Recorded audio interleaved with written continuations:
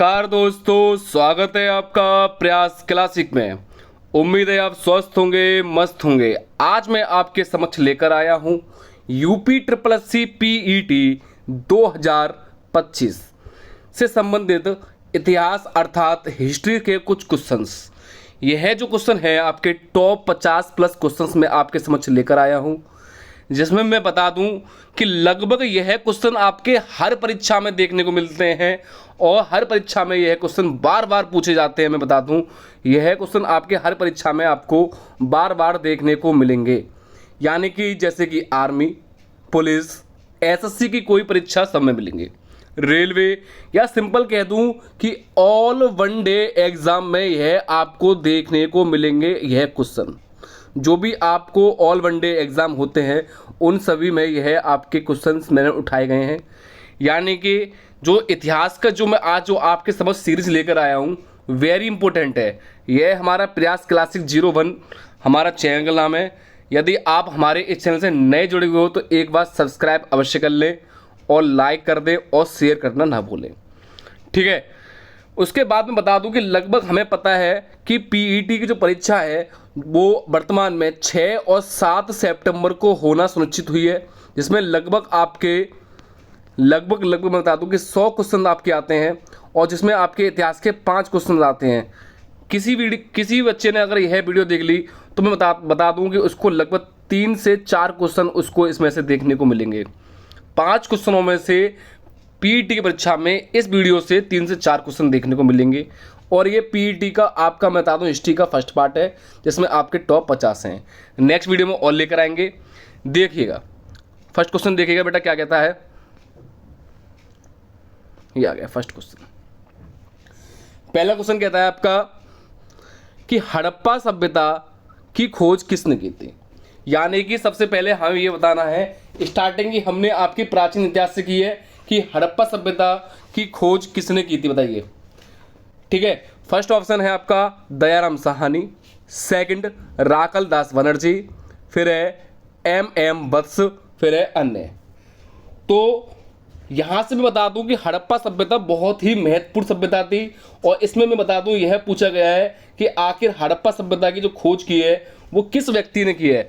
तो इसका मैं ऑप्शन बता दूं कि आखिर जो सही था वो कौन सा है आपका, दयाराम साहनी। यानी कि हड़प्पा सभ्यता की जो खोज की है वो किसने की है, आपकी दयाराम साहनी। इनका पूरा नाम क्या है, राय बहादुर दयाराम साहनी। किस सन में की थी आपकी इन्होंने खोज, 1921 ईस्वी में, ठीक है। 1921 ईस्वी में दयाराम साहनी। एक बार मैं बता दूं बच्चे कि इनकी 1921 में इन्होंने तो खोज की थी, इनके साथ एक इनके साथी भी थे जिनका नाम क्या था, माधव स्वरूप वत्स। क्या, माधव स्वरूप वत्स भी थे। तो इसी बता दूं, और किस नदी के तट पर की थी इन्होंने, कि वो रावी नदी के तट पर। किस अंग्रेज के कहने पर की थी, जॉन मार्शल के कहने पर की थी। जॉन मार्शल था उस टाइम का वो व्यक्ति, अंग्रेज का जनरल, सर जॉन मार्शल के, यानी कि सिंपल कहूँ भारतीय पुरातत्व का आपका वो अधिकारी था, उसके कहने पर इन्होंने ये खोज की थी सन 1921 ईस्वी में रावी नदी के तट पर। मैं बता दूं वर्तमान में यह स्थिति कहाँ पड़ती है आपकी हड़प्पा सभ्यता की जो बात की गई है, यह पाकिस्तान के मांटगोमरी जिले में पड़ती है। कहाँ, पाकिस्तान, यानी कि पीए किसी मतलब पाकिस्तान के मांटगोमरी जिले में पड़ती है। इसमें बता दूं हड़प्पा सभ्यता में जो आपकी चीज़ें मिली हैं वो कौन सी मिली हैं, तांबे का पैमाना मिला है, तांबे का पैमाना। सेकंड, तांबे के पैमाने के साथ बता दूं कि तांबे के गलाने की भट्टी मिली है, अन्नागार मिले हैं। उसके बाद तांबे की इक्का काड़ी भी मिली है। तो एक क्वेश्चन से मैंने आपको लगभग इतने क्वेश्चन बता दिए हैं। दो कहीं कहीं पेपर में यह देखने को मिलता है दयाराम साहनी न देके राय बहादुर दे देता है। तो इनका पूर्ण नाम क्या है, राय बहादुर दयाराम साहनी, ठीक है। यहां आपका क्वेश्चन कंप्लीट हो चुका है। देखिएगा सेकंड क्वेश्चन क्या कहता है बेटा। सेकंड क्वेश्चन, वह शासक जिसने एक सच्चे जैन मुनि की तरह उपवास के द्वारा शरीर त्याग दिया। यानी कि इसमें यह बात आ रही है कि जैन मुनि की तरह किसने अपना शरीर त्यागा था, जैन मुनि की तरह किस व्यक्ति ने अपना शरीर त्यागा था? पहला है बिंदुसार, अशोक, चंद्रगुप्त मौर्य, अन्य। देखो अन्य से तो देखो आपका होगा ही नहीं, अन्य तो है नहीं, यानी कि 3 ऑप्शन दिए हुए हैं, चंद्रगुप्त मौर्य, अशोक, बिंदुसार। तो मैं बता दूं कि जो चंद्रगुप्त मौर्य है, यानी कि यही व्यक्ति है जिसने आपका जो उपवास के कारण इसकी मृत्यु हो गई थी या इसने अपना शरीर त्याग दिया था। किसने? चंद्रगुप्त मौर्य ने। और चंद्रगुप्त मौर्य कौन है? आपका मौर्य वंश का संस्थापक है। किसका? मौर्य वंश का संस्थापक था। उसके बाद चंद्रगुप्त मौर्य के जो पुत्र का नाम है ऊपर लिखा हुआ है, इसके पुत्र का पहली बात बता दूं, इसका जन्म कब हुआ था चंद्रगुप्त मौर्य का? लगभग 245 ईसा पूर्व अर्थात बीसी में। उसके बाद में बता दूं यह गद्दी पर कब बैठा? चंद्रगुप्त जब गद्दी पे बैठा था तो ये गद्दी पर कब बैठा था, यह क्वेश्चन भी बहुत पूछा जाता है। देखिए एक सेकंड रुकिएगा, मैं ब्रश सही कर लूँ आपका। यह गद्दी पर कब बैठा था? यह गद्दी पर सन 322 ईसा पूर्व में बैठा था। उसके बाद एक इसका युद्ध किया जाता है चंद्रगुप्त मौर्य का, जो कि 305 में होता है। किसके? सेल्यूकस निकेटर के साथ। यानी कि चंद्रगुप्त मौर्य का जो युद्ध होता है कब? 305 ईस्वी में। तो पुनः इसको हटा के फिर से कर देता हूँ, फिर से लेता हूँ। चंद्रगुप्त मौर्य, इसका एक युद्ध होता है, युद्ध कब? 305 बीसी में। सेल्यूकस निकेटर के साथ इसका युद्ध होता है चंद्रगुप्त मौर्य का 305 ईसा पूर्व में, जिसमें सेल्यूकस निकेटर हार जाता है। फिर उसके बाद चंद्रगुप्त मौर्य और सेल्यूकस निकेटर के बीच में क्या हो जाती है? संधि, जिसमें आपका ये सेल्यूकस निकेटर की पुत्री कार्निया की शादी कर लेता है अपने साथ। उसके बाद एक इनका पुत्र होता है चंद्रगुप्त मौर्य का, जिसका नाम आता है किसका? बिंदुसार, बिंदुसार। ठीक है। उसके बाद बता दूं कि चंद्रगुप्त मौर्य का जो मृत्यु हुई थी वो लगभग 298 ईसा पूर्व में हुई थी। कहाँ हुई थी? कर्नाटक में हुई थी। कर्नाटक में भी किस जगह हुई थी? श्रवणबेल गोला नामक स्थान पर हुई थी। तो यानी कि इसने एक सच्चे जैन मुनि की तरह ही उपवास किया, उसी के कारण इसने अपना शरीर त्याग कर इच्छा मृत्यु से आपका भगवान को प्यारे हो गए। तो उसी के बाद में बता दूं कि इसका जो शासनकाल है वो लगभग कब से कब तक चला था आपका, मैं बता दूं कि लगभग इसका 322 से लेके 298 ईसा पूर्व तक इसका शासनकाल चला था। किसका? चंद्रगुप्त मौर्य का। ठीक है। इसी के शासनकाल में एक मेगास्थनीस यात्री था, यानी मेगास्थनीस आया था, जिसने एक बहुत पूछी जाती है, इसी के शासनकाल में एक यात्री आया इसी के दरबार में कवि था, जिसका नाम था मेगास्थनीस। कौन? मेगास्थनीस इसी के शासनकाल में आया था। इसी ने एक प्रसिद्ध पुस्तक लिखी थी जिसका नाम था इंडिका, बहुत पूछी जाती है, जिसके बारे में इंडिका में यह लिखा था चंद्रगुप्त मौर्य के बारे में, ये कब दरबार में आता है, कैसे बैठता है, कब जाता है, क्या खाता है, क्या पीता है, ये सारी चीज़ें इसी की पुस्तकों में नियत थी। ठीक है।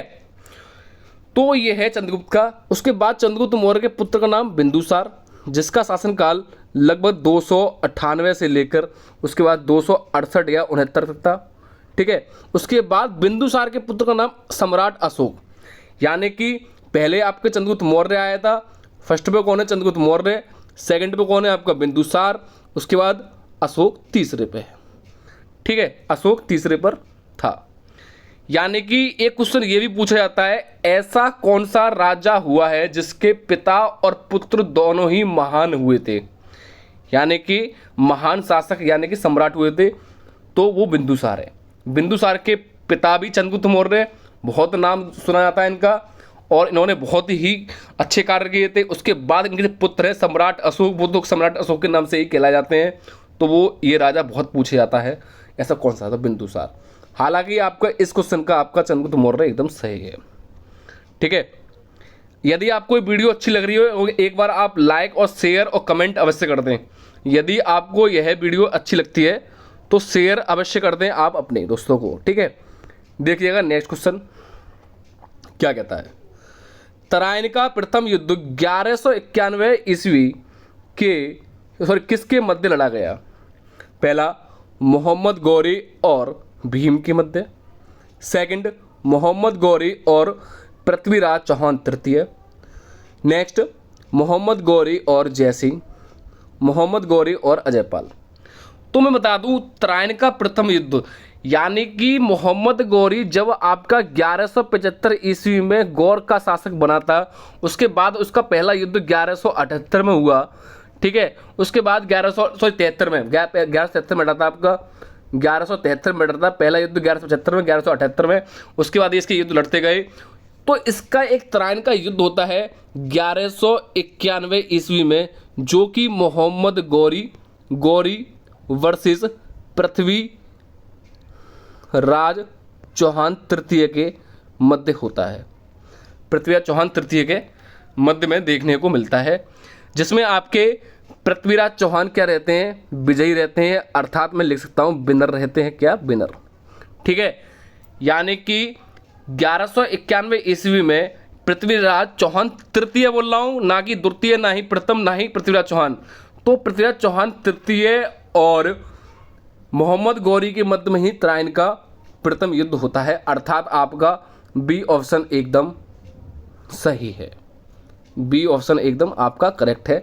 उसके बाद 1191 के बाद मैं बता दूं बेटा, फिर 1192 ईस्वी में पुनः एक और युद्ध होता है 1192 ईस्वी में, जो कि आपका फिर मोहम्मद गौरी वर्सेस पृथ्वी राज चौहान तृतीय के बीच में होता है, इसमें आपका मोहम्मद गौरी विजयी रहता है।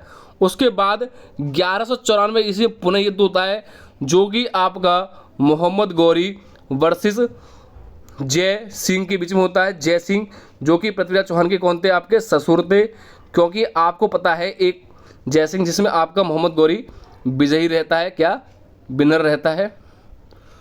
क्योंकि एक बार पता है कि जय सिंह क्या है, आपके जय सिंह की पुत्री संयुक्ता के साथ ही आपकी पिता चौहान के अपहरण के कारण शादी हुई थी। जो भी ललकार आता, जो भी उसी को देखते हुए पृथ्वीराज चौहान अपने घोड़े पर जाकर जय संयुक्ता को लेकर आते हैं, उसके बाद शादी कर लेते हैं।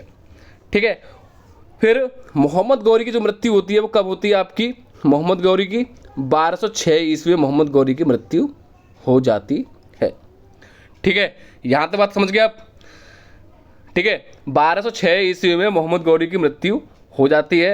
एक क्वेश्चन ये पूछा जाता है, मोहम्मद गौरी के बाद जो आपका दिल्ली सल्तनत आया है, तो उसकी स्थापना किसने की थी, कुतुबुद्दीन ऐबक ने। तो वो मोहम्मद गौरी का गुलाम था।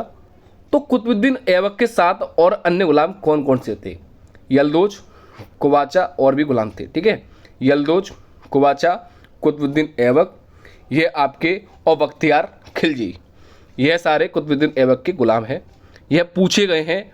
उसके बाद इसमें से एक गुलाम कुतुबुद्दीन ऐबक जो गुलाम वंश की स्थापना करता है। ठीक है, तभी से आपका दिल्ली सल्तनत प्रारंभ होता है।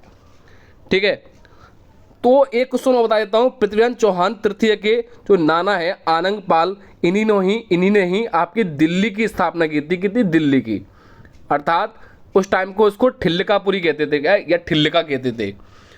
आनंग पाल या जो भी है आपके पृथ्वीराज चौहान तृतीय के नाना ने ही दिल्ली की स्थापना की थी। ठीक है, अगला देखो क्वेश्चन आ गया। अभी बेटा बताया मैंने ऊपर, पानीपत की दूसरी लड़ाई किन के बीच हुई थी, बताइएगा। पानीपत की दूसरी लड़ाई, ये तराइन की नहीं है, पानीपत की है।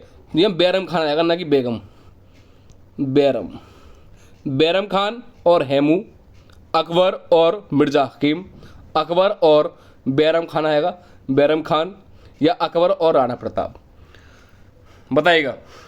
तो पहली बात तो बता दूं कि पानीपत की जो लड़ाई हुई है वो अकबर और राणा प्रताप के मध्य नहीं हुई थी। आप यदि राणा प्रताप लगाते तो एकदम गलत है। अकबर और बैरम खान के बीच तो होगी नहीं, क्योंकि बैरम खान अकबर का ही संरक्षक था, 1560 तक रहा था। अकबर और मिर्जा हकीम नहीं, तो किसकी मध्य हुई थी, बैरम खान और अकबर के मध्य ही आपकी, मतलब बैरम खान और हेमू के मध्य ही आपकी पानीपत की लड़ाई देखने को मिलती है। हेमू अर्थात विक्रमादित्य,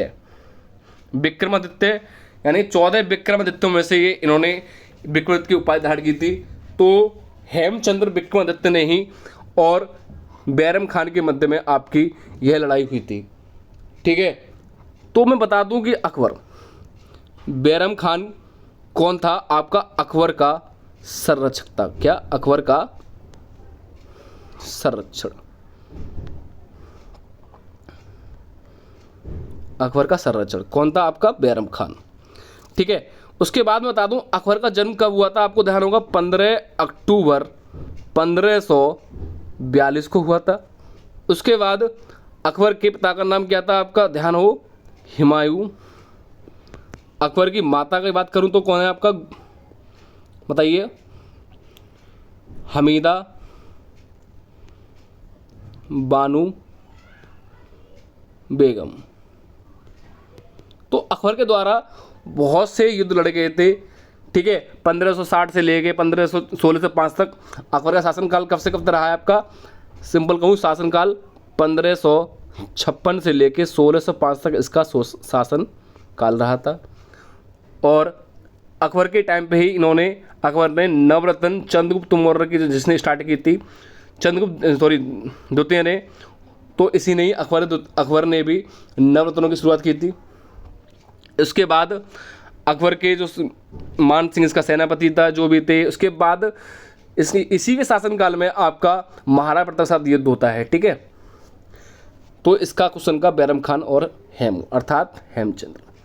देखिएगा नेक्स्ट क्वेश्चन, देखो आ गया। मोहम्मद गौरी कहाँ का शासक था, अफगानिस्तान, इराक, पर्सिया या तुर्की। कहाँ का था, अफगानिस्तान का शासक था। मोहम्मद गौरी कहाँ का शासक था बेटा, का अफगानिस्तान का शासक था। उसके बाद मैं बता दूं, मैंने बताया था मोहम्मद गौरी जो था आपका 1173 ईस्वी में कहाँ गौर का शासक बना, गौर शासक बना 1173 में गौर शासक बना। उसके बाद इसका पहला युद्ध होता है कब, 1175 ईस्वी में गुजरात के पाटन पर। उसके बाद होता है 1178 ईस्वी में किसके, भीम द्वितीय, जो कि आपकी मोहम्मद गौरी में बहुत बुरी तरह मार मारता है। कौन, भीम द्वितीय, क्योंकि इसने सोचा था इससे पहले जो मोहम्मद गजनबी था उसका युद्ध भीम प्रथम के साथ हुआ था, तो उसने सोचा कि तब वो भीम प्रथम मोहम्मद गजनबी से हार गया था, तो इसे लगा कि क्यों पहले जब हार गया भीम प्रथम तो भीम द्वितीय भी मेरे से भी हार जाएगा। लेकिन भीम द्वितीय का इसका साथ उल्टा हो गया, भीम द्वितीय ने इसको हराया था बहुत बुरी तरह पराजय करके। उसके बाद इसी के शासनकाल में मोहम्मद गौरी ने बताया कि आपका एक युद्ध होता है 1191 में तराइन का प्रथम युद्ध, 1192 ईस्वी में तराइन का द्वितीय युद्ध, 1194 ईस्वी में चंदावर का युद्ध। ऐसे बहुत युद्ध देखने को मिलते हैं। 1205 में भी इसका एक युद्ध होता है और 1206 ईस्वी में मोहम्मद गौरी की मृत्यु होती है और इसके 4 गुलाम होते हैं, यलदौज, कुवाचा, बख्तियार खिलजी और कुतुबुद्दीन ऐबक। तो कुतुबुद्दीन ऐबक ही दिल्ली सल्तनत की स्टार्टिंग करता है, या सिंपल कहूँ गुलाम वंश की स्थापना करता है, जो कि 1206 से लेकर 1290 तक देखने को मिलता है, ठीक है। देखिएगा नेक्स्ट क्वेश्चन, मस्तानी किस शासक की प्रेयसी थी, यानी प्रेमिका थी, किसकी थी, बाजीराव पेशवा, नाना साहेब, शाहू महाराज या शेरशाह। तो किसकी थी है आपकी, बाजीराव पेशवा की, किसकी, बाजीराव पेशवा। यानी कि आपको ध्यान हो मराठा साम्राज्य का जब उदय हुआ था, मराठा साम्राज्य का उदय हुआ था, तो उसमें 8 मंत्री रखे गए थे। 8 मंत्री में से भी एक पेशवा था। तो बाद में जाके ये पेशवा बहुत मजबूत हो जाते हैं, मराठा कमजोर हो जाते हैं, इनके मंत्रियों में पेशवा प्रधानमंत्री, तब जाके आपका एक पेशवा काल आता है जिसमें आपके बाजीराव पेशवा होते हैं। उनकी प्रेमिका कौन होती है, बाजीराव पेशवा की मस्तानी, ठीक है। पहले कौन थे, बालाजी विश्वनाथ, जो भी थे आपके आते गए थे। और मराठा का जो उदय हुआ था, आपको ध्यान हो अलाउद्दीन खिलजी के टाइम पे 2 व्यक्ति आपके सुजान सिंह और सज्जन सिंह वहाँ से, कहाँ से, अलाउद्दीन खिलजी के टाइम से वहाँ से महाराष्ट्र, राजस्थान के चित्तौड़ से महाराष्ट्र में आप बस गए थे। और उसी टाइम से, उसी के बाद उनकी 4वीं-5वीं पीढ़ी जो भी थी शाहजी भोसले, उनके बाद जो उनका पुत्र होते हैं शिवाजी और राजा राम, उसी के बाद मराठा साम्राज्य चलता आता है, छत्रपति शिवाजी महाराज शासनकाल चलता आता है। उसी के बाद उसके बाद पेशवा काल आता है, उसमें आते हैं बाजीराव पेशवा, वहीं से आपका इनकी प्रेमिका थी मस्तानी, ठीक है। अर्थात इसका ए ऑप्शन सही है। अगला, बिहार प्रदेश को किस मुस्लिम शासक ने सर्वप्रथम जीता था, बाबर ने, खिलजी ने, तुगलक ने या चंगेज खान ने। किसने जीता था, खिलजी ने, ठीक है। किसने जीता था, खिलजी ने। खिलजी वंश की स्थापना में बात करूँ तो कब से कब तक थी, 1290 से लेके 1320 तक चली थी। जिसमें पहले कौन आता है आपका, स्टार्टिंग में कौन आता है आपका, जलालुद्दीन, फिरोज खिलजी, ठीक है, उसके बाद अलाउद्दीन खिलजी, फिर उसके बाद तो सारे आपके अयोग्य शासक आते हैं, खुसरो खां जो भी है, ठीक है, स्त्रियों का जैसा, तो ये आपका खिलजी वंश का आता है। अगला वेरी वेरी इंपॉर्टेंट क्वेश्चन है ये वाला, मुगल काल में सर्वप्रथम किस शहर में अंग्रेजों ने अपने कारखाने स्थापित किए थे? मुगल काल में बताइए। मद्रास में, कलकत्ता में, बंबई में, सूरत में। कहाँ किए थे बेटा? सूरत में। अगला क्वेश्चन, किसके शासनकाल में प्रथम चीनी यात्री भारत में आया था? यह क्वेश्चन आपका वेरी वेरी इंपॉर्टेंट लगा देना। किसके शासनकाल में आया था? समुद्रगुप्त के में, चंद्रगुप्त प्रथम के में, हर्षवर्धन के में, या चंद्रगुप्त द्वितीय के में? तो किसके शासनकाल में आया था वो? ना ही समुद्रगुप्त के में, ना ही चंद्रगुप्त प्रथम के में, ना ही हर्षवर्धन के में। किसके में आया था आपका? चंद्रगुप्त द्वितीय के में। अर्थात इसका आपका डी ऑप्शन एकदम सही है। डी ऑप्शन एकदम करेक्ट है। चंद्रगुप्त द्वितीय कौन थे आपके? चंद्रगुप्त विक्रमादित्य। इन्हीं के टाइम पे आपका कौन आया था चीनी यात्री? फायान आया था, ठीक है, फायन आया था। कोई कहता है 399 ईसा पूर्व में आया था, कोई कहता है 314 से 14 तक आया था, जो भी है। तो इन्हीं के शासनकाल में आपका फायन चीनी यात्री आया था। लेकिन हर्षवर्धन के शासनकाल में कौन आया था? हैंडसान आया था। कौन? हैंडसान। और इनके में चंद्रगुप्त द्वितीय में ये। तो ये गुप्त वंश से संबंध करते हैं। किससे? गुप्त वंश से संबंध करते हैं, गुप्त वंश से। गुप्त वंश की स्थापना किसने की थी? श्रीगुप्त ने। उनके बाद घटोत्कच, उनके बाद चंद्रगुप्त प्रथम, उसके बाद समुद्रगुप्त, उनके बाद आते हैं चंद्रगुप्त द्वितीय अर्थात चंद्रगुप्त विक्रमादित्य। फिर उनके बाद कुमारगुप्त, स्कंदगुप्त, भानुगुप्त अर्थात उनको विष्णुगुप्त के नाम से भी जाना जाता है। ठीक है बेटा, देखिएगा नेक्स्ट क्वेश्चन। सिख समुदाय के अंतिम गुरु कौन थे? कौन थे आपके सिख समुदाय के गुरु, अंतिम गुरु? बताइएगा, कमेंट करके बताना कि सिख समुदाय के अंतिम गुरु कौन थे। गुरु गोविंद सिंह जो भी थे, ठीक है। अगला, ताजमहल की डिजाइन तैयार करने वाला वास्तुकार कौन था? इस्माइल, उस्ताद ईसा खां, या मोहम्मद हुसैन, या शाह अब्बास? तो ताजमहल को जो डिजाइन किया था वह आपका ना ही इन्होंने किसने किया था? आपका उस्ताद ईसा ने, ठीक है। इन्होंने डिज़ाइन किया था, लेकिन ये आर्किटेक्ट कह सकते हो। लेकिन निर्देशक कौन था ये मुझे कमेंट करके बताना कि ताजमहल के निर्देशक आखिर कौन था। यानी कि डिज़ाइन यानी कि आर्किटेक्ट उस्ताद ईसा ने किया है, तो इनको डिज़ाइन के बाद इसका निर्देशक कौन थे। उसके बाद मैं बता दूं कि ताजमहल को बनने में लगभग कितनी साल लगी थी? 22 वर्ष लगी हैं, ठीक है। उसके बाद इनका जो 22 वर्ष लगी है, लगभग कब से कब तक बनी थी? 1531 से लेके 1553 तक। किसने बनवाया था ये? आपका शाहजहां ने बनवाया था। शाहजहां ने बनवाया था। किसकी याद में बनवाया था? मुमताज़ की याद में बनवाया था क्या?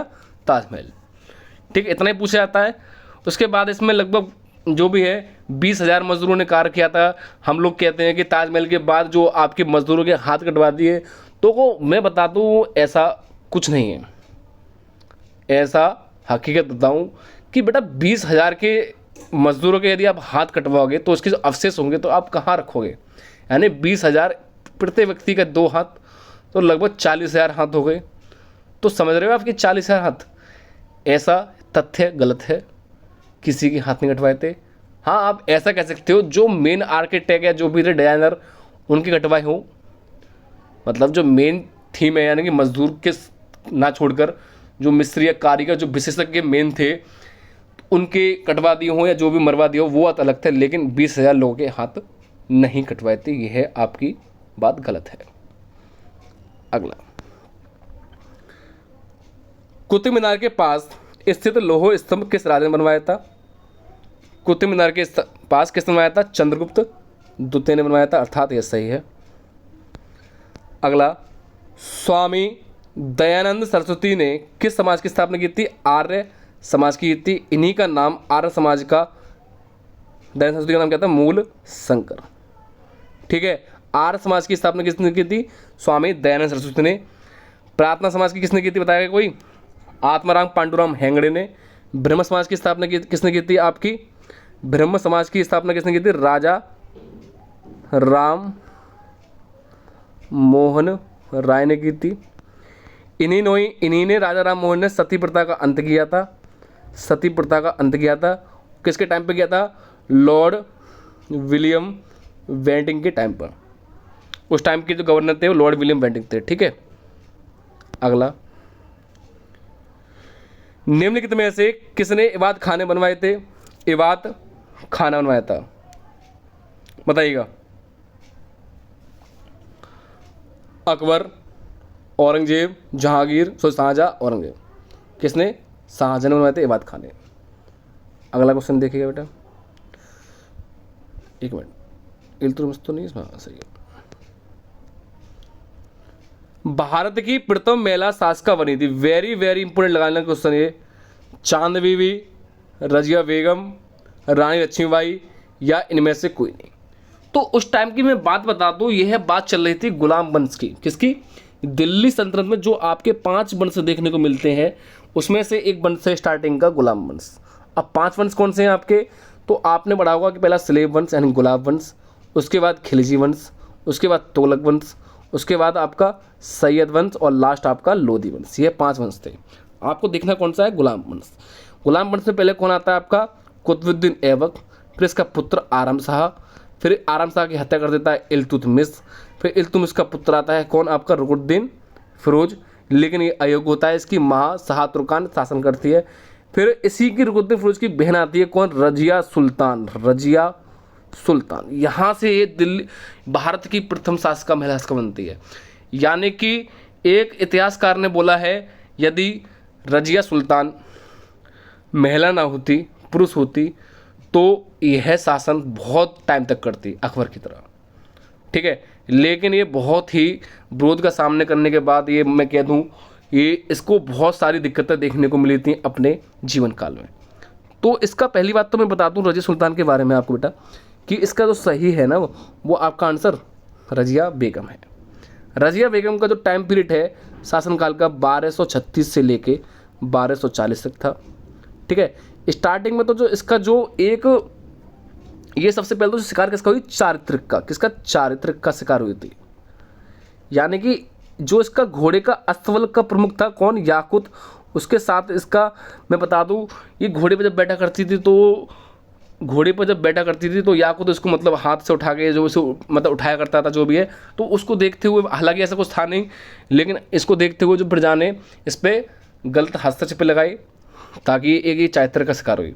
उसके बाद बताया जाता है जब ये सुल्ताना बन गई, जो 40 तुर्क थे, पहले तो ये उनको अच्छी लग रही थी कि हाँ ये शासिका बन गई है, लेकिन ये जो कि इसके अपने भाई से बहुत योग्य है। लेकिन बाद में इसने अपना जो पहनावा था, टोपी और या चोंगा या टोपी कहते हैं, चोंगा यानी कोट और टोपी पहन के आने लगी, तो कुछ लोगों को ये पसंद नहीं आया, तो साजिश करने लगी। तो उसी 40 तुर्कों में से एक अल्तुनिया ने इस पर हमला कर दिया और इसको पकड़ लिया। तो रजिया इतनी चालाक थी कि उसने अल्तुनिया से कहा था कि यदि आप मुझे मार दोगे तो आपको क्या मिलेगा? आपको मिलेगा क्या? ठीक है। कौन था आपका? अल्तुनिया। तो ये कहता है अल्तुनिया, हाँ बात तो ठीक है। तो ये कहते हैं क्यों ना हम आपस में शादी कर लेते हैं। जैसे ये शादी कर लेते हैं तो बहुत खुश हो जाते हैं, रजिया बेगम और अल्तुनिया बहुत खुश हो जाते हैं और हर जगह ढिंढोरा कह देते हैं, मतलब दिल्ली से दूर थे कि हम अल्तुनिया और रजिया आ रहे हैं। और क्योंकि अल्तुनिया से कह दिया था कि मेरी शादी के बाद तो ये सब राजपाट आपका ही है, तो अल्तुनिया खुश हो जाता है। तो उसी के को देखते हुए कुछ लोगों को ये चीज़ अच्छी नहीं लगी। बीच में जैसे आते हैं दिल्ली, तो एक कैथल जगह होती है। कौन सी? कैथल जगह होती है। तो डाकुओं के द्वारा कैथल पर रजिया बेगम और अल्तुनिया की हत्या कर दी जाती है। यहीं से इनका चैप्टर क्लोज जाता है। मात्र उन्होंने 4 साल शासन किया था। ठीक है। तो एक इतिहासकार ही बोलते हैं कि यदि ये यानी कि ये चारित्रिक का शिकार हुई, उसके बाद ये अल्तुनिया, उसके बाद 40 तुर्कों का, उसके बाद प्रजा का, बहुत सारे इसके पास जो भी थे। ठीक है। तो ये काफ़ी सहानुभूतिपूर्वक का कार्य था कि ये उस टाइम पे जो महिला इतनी शासक बनी थी, बहुत बढ़िया बात थी ये। ठीक है, तो इसका आखिर यह सही है। देखिएगा नेक्स्ट, टीपू सुल्तान कहाँ का शासक था? हैदराबाद नहीं, अहमदनगर नहीं, मैसूर का था। कहाँ? मैसूर का। ओके, अगला, भारत में प्रथम मुस्लिम आक्रमणकारी था। वेरी इंपॉर्टेंट है। कौन था? महमूद गजनवी, कुतुबुद्दीन ऐबक, मोहम्मद बिन कासिम या मोहम्मद गोरी। तो भारत में प्रथम मुस्लिम आक्रमणकारी कौन था आपका? मोहम्मद बिन कासिम है। कौन? मोहम्मद बिन कासिम। तो उस टाइम में बता दूं कि मोहम्मद बिन कासिम ने भारत पर आक्रमण कब किया? 712 ईस्वी में। 712 ईस्वी में इसने किसके कहने पर किया था आपका? अल हजाज के कहने पर। अल हजाज के कहने पर। यानी कि सपोज डेट ये आपका भारत का नक्शा है, यहाँ से एक जहाज़ जा रहा है, अल हजाज का जहाज़ यहाँ पे आपका जो भी सिंध प्रांत पर डाकू या चोर लूट लेते हैं, और अल हजाज उस टाइम के सिंध प्रांत के जो राजा थे वो कौन थे? दाहिर थे। उनसे कहता है कि ऐसे ऐसे आप हमारी सहायता करें, लेकिन दाहिर कह देते हैं कौन राजा कैसे क्या, मतलब जो भी इनकी बात को अनसुनी कर देते हैं। उसके बाद क्या होता है कि एक बार और कहते हैं लेकिन नहीं। तो सबसे पहले तो जो अल हजाज है वो किसको भेजता है? 711 ईस्वी में। यानी कि पहले मोहम्मद बिन कासिम से 2 व्यक्ति पहले भेज चुका था, 2 व्यक्ति और भेज चुका था। कौन? अल हजाज। ठीक, कौन से थे आपके? वैदुल और अब्दुल्ला। वैदुल और अब्दुल्ला। तो वो क्वेश्चन आता है भारत में पहला मुस्लिम आक्रमणकारी कौन था? तो वैदुल और अब्दुल्ला। लेकिन सफल मुस्लिम आक्रमणकारी की बात है, सफल की बात आया तो मोहम्मद बिन कासिम लगाना, सफल। ठीक है, तो ये दोनों आपके असफल हो जाते हैं। उसके बाद मोहम्मद बिन कासिम भेजता है, और मोहम्मद बिन कासिम के टाइम पे ही आपका जाता है ये आपको जजिया कर लगाता है। क्या? जजिया कर। यानी कि ये दाहिर को मार देता है, दाहिर को मार देता है। और इसी के दाहिर के जो पिता होते हैं चचनाम, उसी के चचनाम के जो थे उन्हीं के नाम पर एक पुस्तक लिखी जाती है, चचनामा। कौन लिखता है? अल वलीद। और दाहिर को मारने के बाद दाहिर का पुत्र मर जाता है, और दाहिर की 2 क्या कहते हैं पत्नियां जौहर कर लेती हैं, और 2 पुत्री होती है, सूरमला और परमला। तो ये मोहम्मद बिन कासिम उनको पकड़ लेता है। उसके बाद ये 2 साल 1.5 साल जो रहता है, उसके बाद ये उसकी जो पुत्रियों को भेंट करता है, किसको? अपने सरदार को। लेकिन उनकी पुत्री चालू थी, उन्होंने कहता है कि मोहम्मद बिन कासिम ने हमारे साथ बदसकुली करी है या बदतमीजी करी है, तो मोहम्मद बिन कासिम को भी मार देता है उसका सरदार। लेकिन बाद में पता लग जाता है कि हाँ आखिर ऐसा कुछ नहीं था, तो बाद में वो उनकी दोनों की जो बेटी होती है उनको भी मार देता है। यह कहानी थी। तो ये जजिया कर जो था वो मोहम्मद बिन कासिम, यानी एक क्वेश्चन बनता है कि भारत में सबसे पहले जो जजिया कर लगाने वाला पहला मुस्लिम आक्रमणकारी कौन था? यानी कि भारत पर सबसे पहले जजिया कर किसने लगाया? मोहम्मद बिन कासिम ने। कब? 712 ईस्वी में। अब ये जजिया कर क्या था? जो गैर मुस्लिम लोगों से लिया जाता है उसे हम कहते हैं जजिया कर।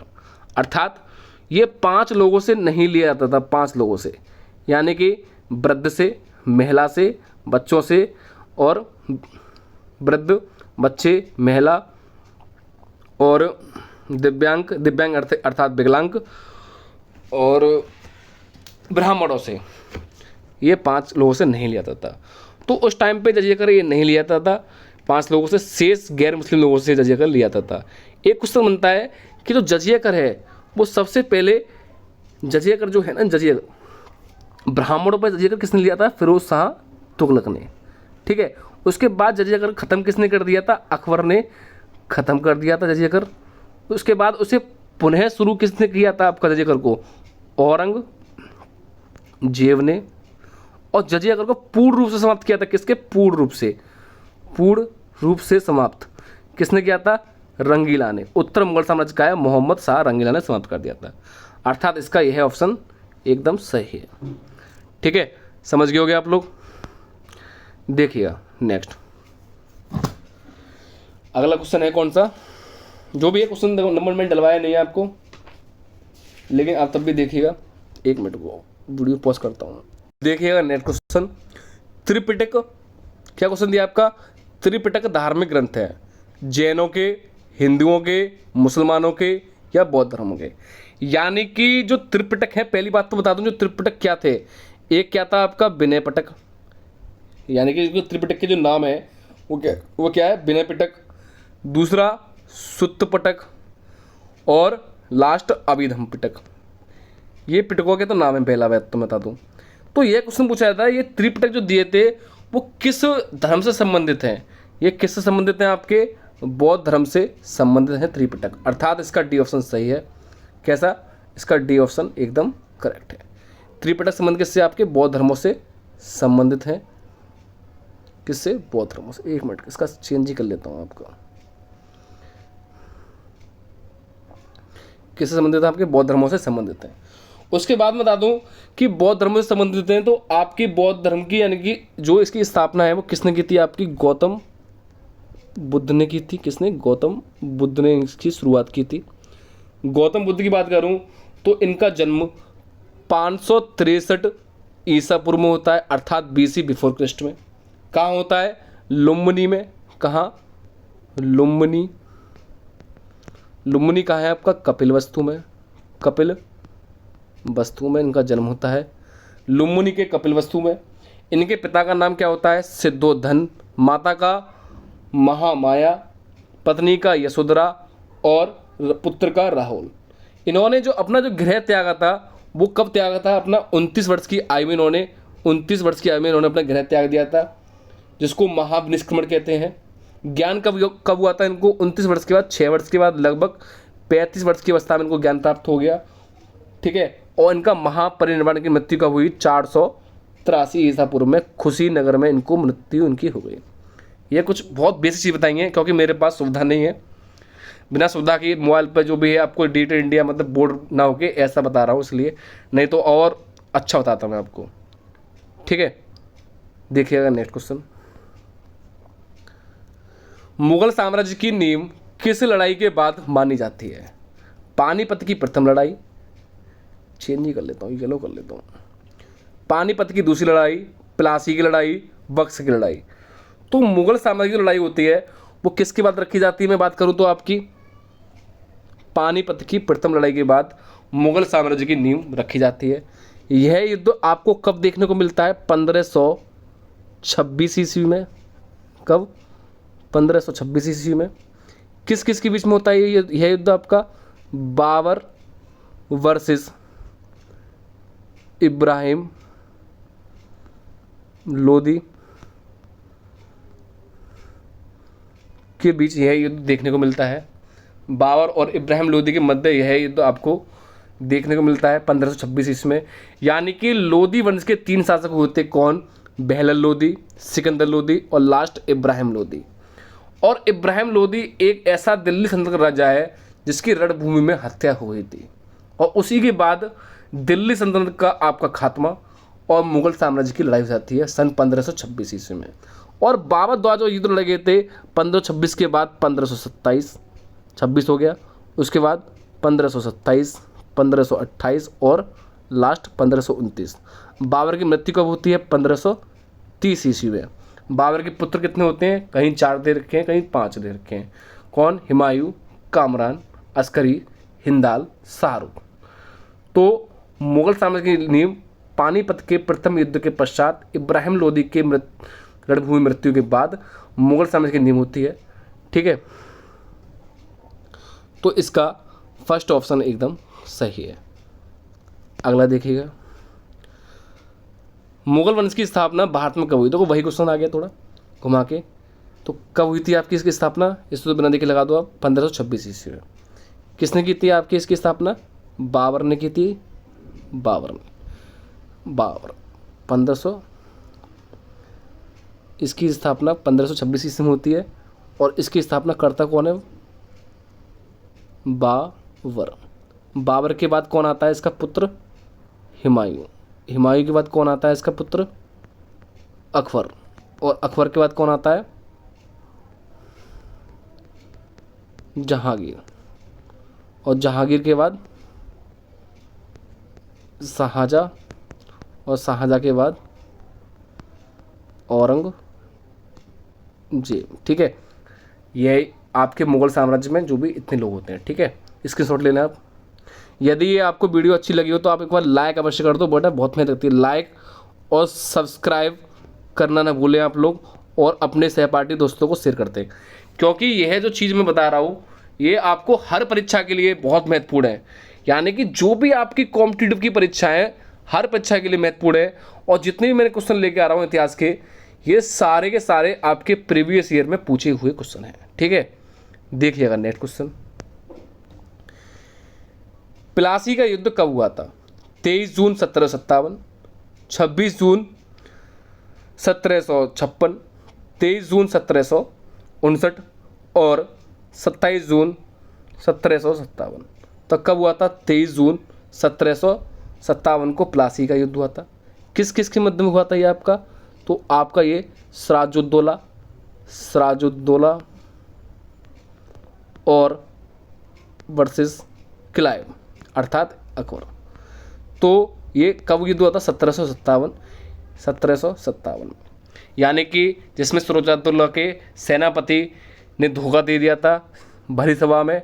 सिंपल कह सकता हूँ, जब आपका अंग्रेज और सिराजुद्दौला का युद्ध हो रहा था तो लॉर्ड क्लाइव की सेना ने बोल दिया, यानी कि लॉर्ड क्लाइव की सेना ने बोल दिया था आक्रमण करो। लेकिन जैसे ही सिराजुद्दौला ने बोला तो उसका जो मीर जाफिर था वो निश्चिंत यानी खड़ा रहा था, उसने कुछ भी आदेश न दिया और इसको भनक लग गई सिराजुद्दौला का कि यह अंग्रेजों के साथ मिल गया है। उसी प्रकार से सिराजुद्दौला वहाँ से भाग निकला और जो इसका सेनापति है वो अंग्रेजों के साथ मिल गया था। बाद में जाके इनके साथ जो भी है ये अवध में जा मिला, वहाँ शाह आलम अवध के राजा जो भी थे वहाँ मिलते हैं, फिर पुनः युद्ध करते हैं जिसे कहते हैं 1764 ईस्वी में बक्सर का युद्ध हुआ था। ये पुनः हार जाते हैं अंग्रेजों से। उसके बाद एक संधि होती है 1765 ईस्वी में जिसे कहते हैं इलाहाबाद की संधि। यह कहानी है प्लासी के युद्ध की। अगला देखिएगा, दिल्ली का लाल किला किसने बनवाया था? किसने बनवाया था? शाहजहां ने बनवाया था दिल्ली का लाल किला। ठीक है, शाहजहां का शासनकाल कितना है? कोई कमेंट करता हो कि शाहजहां का जो शासनकाल की अवधि है वो कितनी है? शासनकाल की अवधि कितनी है? ठीक है, कमेंट में बताएं, कमेंट बॉक्स में। अगला क्वेश्चन देखिए क्या कहता है। भारत में अंग्रेजी शिक्षा की शुरुआत किसने की थी? मैकाले ने, कर्जन ने, डलहौजी ने या कॉर्नवालिस ने? किसने की थी? आपकी मैकाले ने। इसका पूरा नाम क्या है? Lord Macaulay. लॉर्ड मैकाले ने भारत में अंग्रेजी की शिक्षा प्रारंभ की थी, यानी कि प्राच्य और पाश्चात्य विवाद। यानी कि सन 1813 ईस्वी में ही प्राच्य और पाश्चात्य विवाद का उत्पन्न हुआ था। लॉर्ड मैकाले ने यहाँ तक कह दिया था कि हमारे जहाँ जितना भी ज्ञान है, मतलब भारत में जितना भी ज्ञान है ना, वो हमारे अंग्रेजों के में एक अलवारी के बराबर है। इतना कुछ कहा था पुस्तकों जो भी है। तो इसी के टाइम पे आपके अंग्रेजी शिक्षा का शुरुआत हुई थी लॉर्ड मैकाले के टाइम पे। ठीक है, अगला,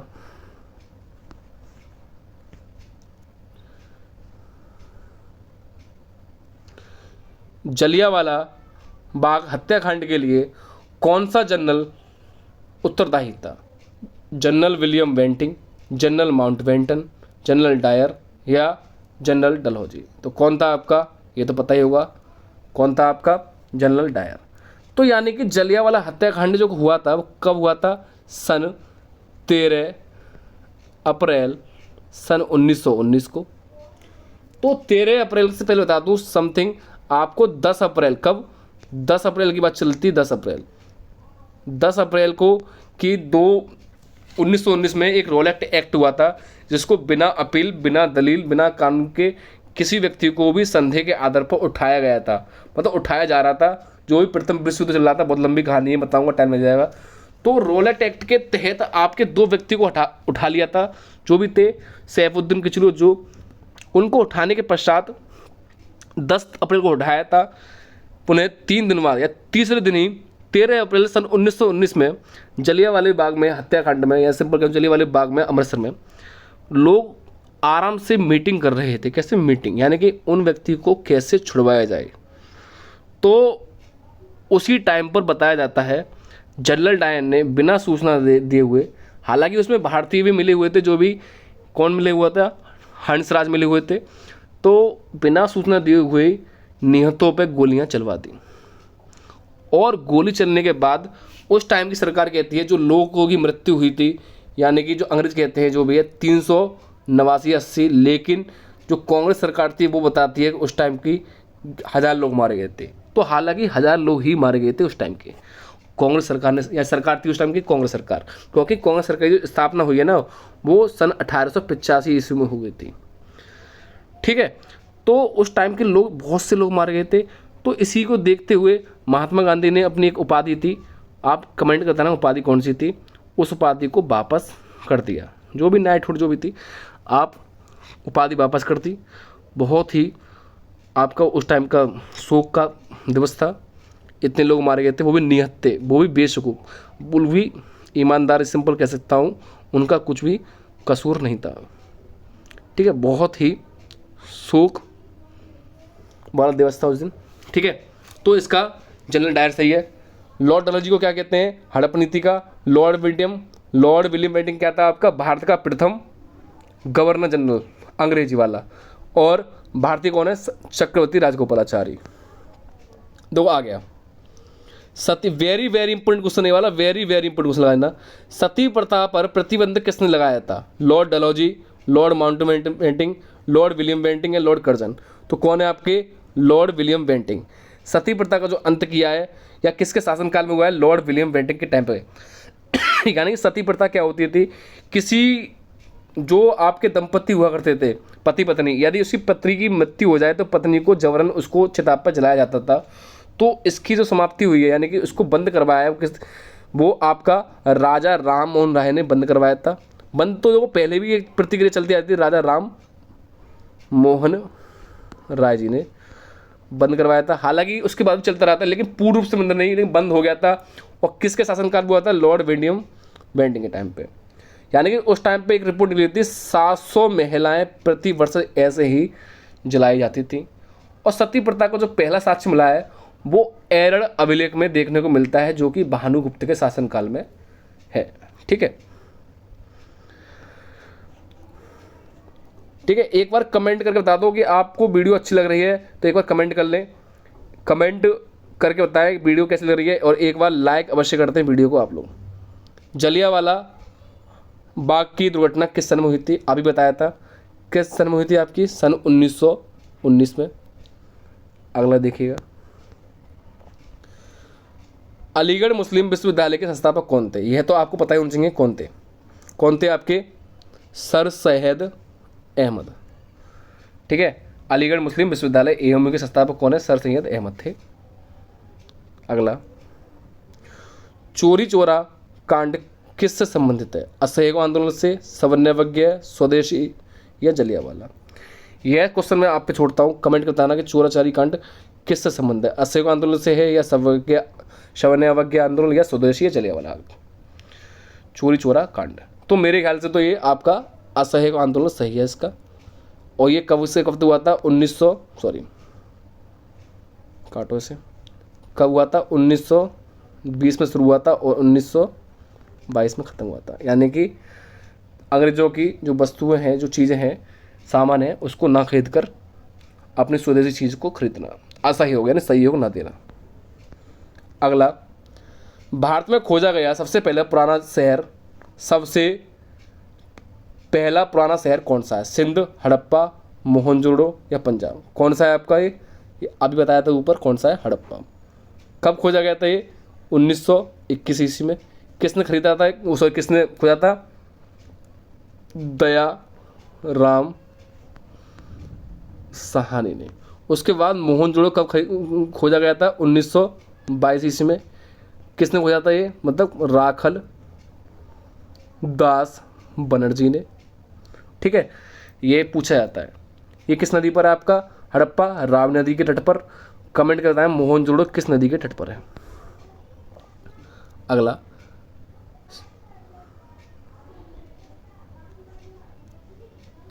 सिंधु घाटी के लोग विश्वास करते थे मातृ शक्ति में, कर्मकांड में, आत्मा में या इनमें से कोई नहीं। तो ये किस में विश्वास करते थे, यह मातृ देवी की पूजा करते थे, तो इन्हें ये मातृ शक्ति की पूजा करते थे सिंधु घाटी के लोग। नेक्स्ट क्वेश्चन, आर्य का वेरी वेरी इंपोर्टेंट क्वेश्चन है, वेरी वेरी इंपोर्टेंट क्वेश्चन कर लेना से आप। ये सारे क्वेश्चन आपके हर परीक्षा में पूछे जाते हैं बेटा, हर परीक्षा में पूछे गए हैं। यानी कि जो मैं क्वेश्चन आपके समक्ष लेकर आया हूँ ना, ये हर परीक्षा में देखे होंगे आपके। और ये UP triple S C PET की बात करूँ, UP triple S C PET चल रही ना, ये पीटी के लिए तो 2025 के लिए तो बहुत ही महत्वपूर्ण वीडियो कार्य रहता है। जो वर्तमान में जो परीक्षा भी आने वाली है पुलिस की या यूपीएसआई की या पीईटी की या एमटीएस की या ग्रुप डी की या जो भी है आने वाली है, सारी ही परीक्षा के लिए मेन है। ठीक है, तो किसके ये आर्य आपके श्रेष्ठ और कुलीन थे। इनका शाब्दिक अर्थ क्या है, श्रेष्ठ या कुलीन। ठीक है, आर्य कहाँ से आए थे, बहुत से लोग कहते हैं मैक्स मुलर कहते हैं मध्य एशिया से आए थे, बाल गंगाधर कहते हैं पंजाब से, सॉरी कहाँ से, मतलब तिब्बत से आए थे। तो बहुत से लोग इनका मत अलग अलग है। ठीक है, और बहुत से लोग ये कहते हैं यदि ये आर्य जो है, जो व्यक्ति संस्कृत जानता था उसे हम आर्य कहते थे, जो संस्कृत उस टाइम पे नहीं जानता था उसे अनार्य कहते थे। लेकिन जो आर्य भारत में आके बसे थे वो कहाँ बसे थे, सबसे पहले पंजाब में। है पूछा क्वेश्चन है ये, वेरी इंपॉर्टेंट, कहाँ बसे थे, पंजाब में। ठीक है, बहुत से लोग कहते हैं मैक्स मुलर कहते हैं मध्य एशिया से, कोई तिब्बत से या कोई कहीं से भी, वो बात की बात है, लेकिन वो उनके अकॉर्डिंग पूछा जाता है। लेकिन कहाँ के बसे थे, पंजाब में जाते। अगला वेरी वेरी इंपॉर्टेंट क्वेश्चन है आपका, इस क्वेश्चन को आप देख लेगा, बहुत बढ़िया क्वेश्चन है, बहुत मेन क्वेश्चन है। किस वेद में प्राचीन वेद युग की संस्कृति के बारे में सूचना दी गई है? ऋग्वेद, सामवेद, अथर्ववेद या इनमें से कोई नहीं। किस में दी गई है आपकी? ऋग्वेद में। मैं बात कर लूँ कि ऋग्वेद सबसे प्राचीन वेद है। कैसा? सबसे प्राचीन वेद है। कैसा वेद है आपका? सबसे प्राचीन। ऋग्वेद में मैं बात कर लूँ कि लगभग 1028 क्या है, सूक्ति हैं। उसके बाद ऋग्वेद में क्या है आपके 10 मंडल है। उसके बाद बात कर लूँ कि ऋग्वेद में लगभग 10,462 मंत्र जो भी मूल है, 118 मंत्र क्या है, दोहरा गए हैं। टोटल मंत्री संख्या कितनी है आपकी? 10,580 मंत्रों की संख्या है। यानी कि और 10वें मंडल के मैं बता दूं, लगभग तीसरे मंडल में क्या है आपका? गायत्री मंत्र की रचना की गई है। किसकी? गायत्री मंत्र की। किसने की गायत्री मंत्र रचना? आपकी विश्वामित्र ने, गुरु विश्वामित्र ने की है। किसने? विश्वामित्र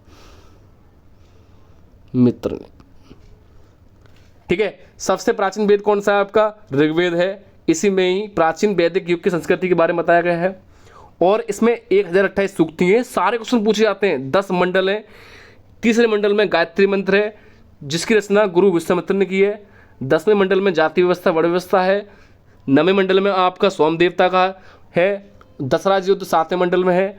उसके बाद इसमें टोटल यानी कि मूल मंत्र या मूल ऋचाएँ कितनी हैं आपकी? इसमें 10,462 हैं।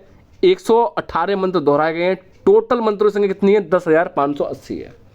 सामवेद किससे संबंध करता है? संगीत से। अथर्ववेद जादू टोना चिकित्सा से। ठीक है, तो इसका ए ऑप्शन सही था। अगला, वेदों की संख्या कितनी है? तो आपको आता होगा कितनी है आपकी? 4 वेदों की संख्या है। कौन से? ऋग्वेद, सामवेद, यजुर्वेद, अथर्ववेद। अगला, ऋग्वैदिक आर्यों का मुख्य व्यवसाय क्या था? क्या था आपका? पशुपालन। नेक्स्ट, भारतीय संगीत का आदि ग्रंथ किसे कहा जाता है? सामवेद को, ऋग्वेद को, अथर्ववेद को, यजुर्वेद को। किसे कहा जाता है? अभी बताया था मैंने। संगीत से कौन संबंध है आपका? ये वाला संगीत से सामवेद है। कौन? संगीत। ये किससे संबंध है आपका? ऋचाओं से। ये किससे संबंध है आपका? ऋग्वेद ऋचाओं से। ये किससे आपका? जादू टोना या तंत्र मंत्र विद्या, तंत्र मंत्र से। और यजुर्वेद, या से यजुर्वेद और या से यज्ञ। तो सा से संगीत, सा से सामवेद। सा से संगीत और सा से सामवेद। ऋग्वेद में ऋचाओं का संकलन है। अथर्ववेद में जादू टोना चिकित्सा तंत्र मंत्र विद्या काला जादू सब अथर्ववेद में। यजुर्वेद में यज्ञ आता है। ये सारी चीज़ पूछी जाती हैं इसलिए मैंने आपको बता दी है। ठीक है, अगला देखिएगा, कृष्ण भक्ति का प्रथम और प्रधान ग्रंथ कौन सा है? गीत गोविंदम, महाभारतम, श्रीमद् भगवद गीता या इनमें से कोई नहीं। कौन सा आपका? श्रीमद् भगवद गीता है जी है। ठीक है, ये तो भगवान जी का है। ये तो आपका वेरी इंपॉर्टेंट है, ये तो आने आना है। तो श्रीमद् भगवद गीता ही कृष्ण भक्ति का प्रथम और प्रधान ग्रंथ है। वेरी वेरी इंपॉर्टेंट क्वेश्चन है। ठीक है, अगला, पुराणों की संख्या कितनी है? 20, 16, 18, 11। कितनी है पुराण संख्या आपकी? 18 है। यानी कि मैं बात करूं कि वेद कितने हैं आपके? 4 हैं। उसके बाद बात करूं वेदांग कितने हैं? 6 हैं। पुराण कितने हैं? 18 हैं। उपनिषद कितने हैं? उपनिषद कितने हैं? 108। यह सारी चीज़ें पूछी जाती हैं आपकी, इसलिए बता रहा हूँ। यह सारी, ठीक है, वेद 4, वेदांग 6, पुराण 18, उपनिषद 108। देखिएगा नेक्स्ट क्वेश्चन। यह मैं आपके समक्ष लगभग 50 क्वेश्चन लेके आया हूँ। कितने? 50 क्वेश्चंस लेकर आया हूँ। एक बार आप वीडियो को सब्सक्राइब अवश्य कर लो और शेयर अवश्य कर दें आप। वैदिक धर्म का मुख्य लक्षण इनमें से किसकी उपासना करता था? पशुपति की, प्रकृति की, माता की, त्रिमूर्ति की। किसकी करता था आपका? प्रकृति की करता था वैदिक धर्म। ठीक है, नेक्स्ट, असतो मां सद्गमयम कहाँ से लिया गया है? कहाँ से लिया गया है? कमेंट करके बताना इसका कहाँ से लिया गया है। उपनिषद से, ऋग्वेद से, यजुर्वेद से या अथर्ववेद से। ये आपका उपनिषद से लिया गया है। अगला, सॉरी, उपनिषद से नहीं लिया गया, वो ऋग्वेद से लिया गया। योग दर्शन के प्रतिपादक हैं गौतम, चाणक्य, विदुर या पतंजलि। तो कौन है आपके? पतंजलि हैं योग दर्शन के। अगला, उपनिषद पुस्तकें किससे संबंधित हैं? दर्शन, धर्म, योग या इनमें से कोई नहीं। किससे संबंधित है आपका उपनिषद? दर्शन से संबंधित है, अर्थात इसका फर्स्ट ऑप्शन एकदम सही है। अगला, कर्म का सिद्धांत किससे संबंधित है? मीमांसा, वेदांत, न्याय या सभी। तो सभी नहीं होगा इसका, ना ही न्याय ना ही वेदांत। तो किससे संबंधित है आपका कर्म का? मीमांसा से, अर्थात इसका फर्स्ट ऑप्शन सही है। फर्स्ट ऑप्शन इसका एकदम सही है। अगला, सबसे प्राचीन वेद है कौन सा है आपका? अभी बताया था मैंने, कौन सा है? ऋग्वेद सबसे प्राचीन वेद है। ऋग्वेद सबसे प्राचीन वेद है। इसमें लगभग 10 मंडल हैं। तीसरे मंडल से क्या लिया गया है? गायत्री मंत्र। गायत्री मंत्र की रचना किसने की है आपकी? गुरु विश्वामित्र जी ने की है। ठीक है, ये पूछा जाता है इसलिए बताया मैंने। ठीक है, अगला देखो आ गया क्वेश्चन, गायत्री मंत्र की रचना किसने की है आपकी? तो आप परीक्षित जी ने, विश्वामित्र जी ने, वशिष्ठ जी ने या इनमें से कोई नहीं। किसने की है आपकी? गुरु विश्वामित्र जी ने की है। ठीक है, अगला, हड़प्पा वासी किस वस्तु के उत्पादन में सर्वप्रथम थे? कपास के में थे। ठीक है, कपास के में है, ना ही जौ, ना ही चावल, ना ही गेहूं। अगला, सिकंदर ने भारत पर आक्रमण किया 330 ईसा पूर्व, 325 ईसा पूर्व, 326 ईसा पूर्व या 300 ईसा पूर्व। कब किया था? 326 ईसा पूर्व में। यानी कि सिकंदर ने भारत पर आक्रमण कब किया था? 326 ईसा पूर्व में। भारत से वापस कब गया था? 325 ईसा पूर्व में। उस टाइम का भारत का राजा कौन था आपका? पोरस था। ठीक है, पोरस जी थे। और इस युद्ध को हम किस नाम से जानते हैं? हाइडे स्पीच के नाम से जानते हैं। और ये किस नदी पर हुआ था? ये नदी के तट पर हुआ था, ये झेलम नदी के तट पर हुआ था। और इसके घोड़े का नाम क्या था सिकंदर के? राउफ वेकला था। ठीक है, अगला, नंद वंश का अंतिम सम्राट कौन था? महापद्नंद, घनानंद होगा, घनानंद है। ठीक है, कालाशोक या इनमें से कोई नहीं। कौन था आपका? नंदवंश का घनानंद। यानी कि घनानंद ने ही किसकी आपकी अपमान किया था? चाणक्य जी का अपमान किया था। तो चाणक्य जी ने देखकर किसको आपको बनाया था? चंद्रगुप्त मौर्य को। चंद्रगुप्त मौर्य को देखा, यानी कि उसमें योग्यता देखी और योग्यता के बाद उसको शिक्षा देना प्रारंभ किया। और उसी के बाद में चंद्रगुप्त मौर्य ने नंद वंश के अंतिम राजा को पराजय करने के बाद मौर्य वंश का पहला सम्राट, मौर्य वंश का सम्राट बन गया। कब? 322 ईसा पूर्व में। ठीक है, नेक्स्ट, महावीर स्वामी का जन्म किस क्षत्रिय गोत्र में हुआ? तो ज्ञात्रिक में हुआ था। ज्ञात्रिक थोड़ा गलत लिखा है, तो इसका आपका सी ऑप्शन सही है। ठीक है, महावीर स्वामी यानी कि मैं सिंपल कहूँ कि जैन धर्म के 24वें या अंतिम तीर्थकर थे। 24वें या अंतिम तीर्थकर हैं महावीर स्वामी। या ये पूछ ले कि जैन धर्म के वास्तविक तीर्थकर कौन थे? वो आपके महावीर स्वामी थे। पहले कौन से थे? आपके ऋषभदेव। अगला, महावीर स्वामी की माता कौन थी? देवानंदी, त्रिशला, यशोदा या इनमें से कोई नहीं? कौन है आपकी? त्रिशला जी थी। ठीक है, अर्थात बी ऑप्शन सही है। अगला, प्राचीन विश्वविद्यालय है कौन सा है? नालंदा है। ठीक है, इसका फर्स्ट ऑप्शन सही है। अगला, शून्य की खोज किसने की थी? वेरी वेरी इंपॉर्टेंट क्वेश्चन है। शून्य की खोज किसने की थी? आपकी आर्यभट्ट जी ने शून्य की खोज की है। किसकी? आर्यभट्ट जी ने शून्य की खोज की है, अर्थात फर्स्ट ऑप्शन इसका, तो सेकंड ऑप्शन इसका सही है। तो आर्यभट्ट जी ने शून्य की खोज की है। इन्हीं के टाइम पे आपका एक उपग्रह बनाया गया था, एक उपग्रह लॉन्च किया गया था आर्यभट्ट जी के नाम पर। अरे एक सेकंड, आर्यभट्ट जी ने शून्य की खोज की थी।